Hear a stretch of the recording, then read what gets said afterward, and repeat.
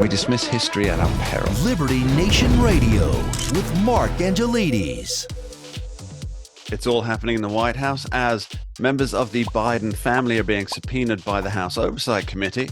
Also, we're going to take a look at the latest situation in Ukraine and examine whether that's a losing battle or whether there's still fight left to be had against the Russian invaders.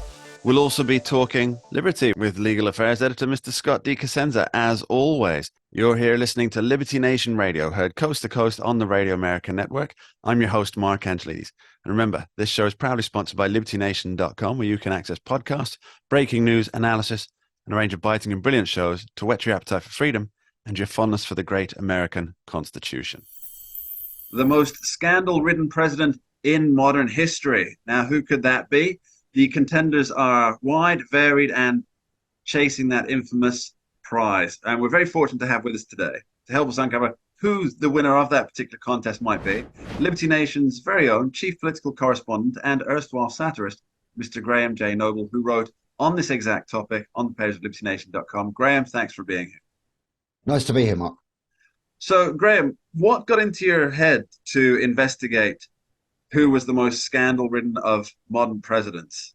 Well, I guess it was the impetus was the latest subpoena issued by James Comer, who is the chair of the House Oversight Committee, and he has now issued a subpoena for a former White House counsel, because a former Biden White House counsel, because he's looking into the Biden's mishandling, or I guess you might say, well, I don't think there's anything alleged about it, his mishandling of classified documents. Well, a Corvette is as safe as a locked room at Mar-a-Lago, right? Right, Next to yeah. a Corvette, locked Corvette. The Corvette was locked, but not the garage necessarily.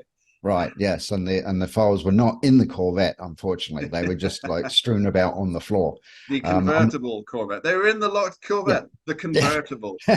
Yeah, that's funny. I can almost imagine Joe Biden saying that. They issued that subpoena. He issued that subpoena. So essentially, that's tying the two big investigations together, right? Yes. Well, what Comer is wanting to know, and of course we don't know this yet, and obviously the ongoing investigation into Joe Biden's classified documents thing is being kept kind of very tightly under wraps. We don't know a lot of the details, in contrast to the Trump one, where every single detail of Trump's mishandling of classified documents or misstorage of them or whatever was like all over the media, every detail of it. But we don't know anything about Biden's. But here's the connection between the two, and that is that Comer is wondering, well, did Biden have some classified documents relating to the very countries from which Hunter Biden was pulling in money into Biden-related shell companies? So is there a connection there? Well, that would be pretty interesting to find out. And I guess based on the answer to that first question, Graham, that you think the top contender for most scandal-ridden presidency of the modern era is Mr. President Joe Biden, former Vice President Joe Biden, right? I believe so. And I would say very briefly, it's because I think Barack Obama had more scandals.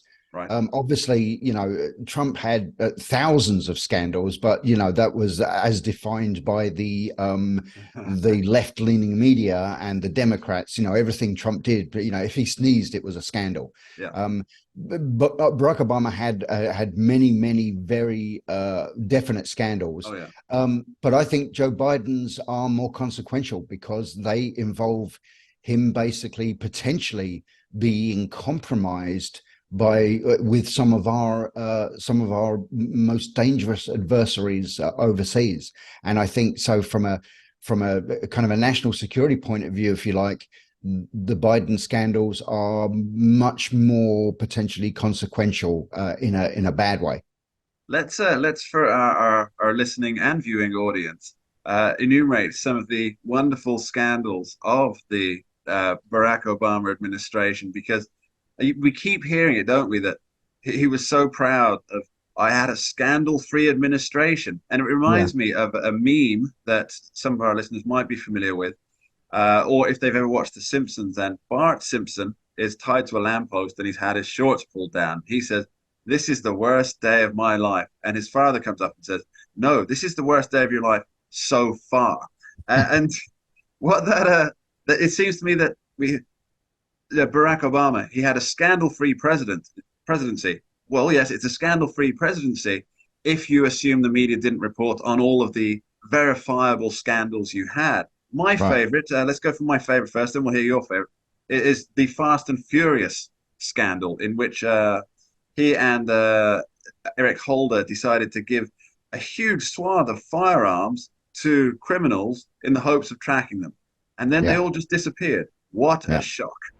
Yeah. What's your favorite? Yeah, and of course, I believe that personally. I believe the whole agenda behind that was to because basically what they did is the ATF basically almost almost coerced gun stores in border states to sell large numbers of weapons to straw purchasers, people who were buying those weapons for other people, the other people being Mexican drug cartels.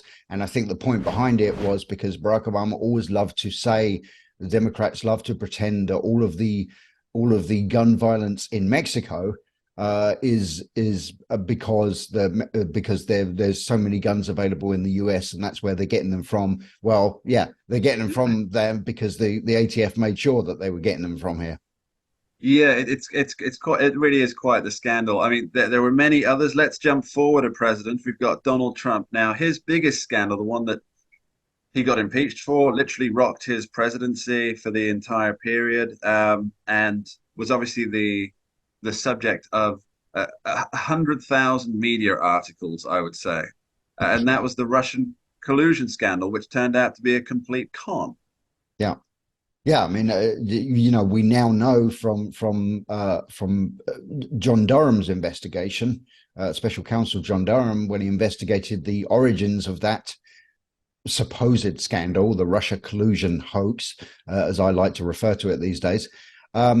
He found out that, in fact, it was Hillary Clinton's presidential campaign that came up with the whole idea, and they put it out there, and then you got Christopher Steele, the former MI6 agent, who is on record as saying that he was desperate to make sure that Donald Trump did not become president. And so he produced that Steele dossier, which is all salacious gossip and media articles and stuff like that.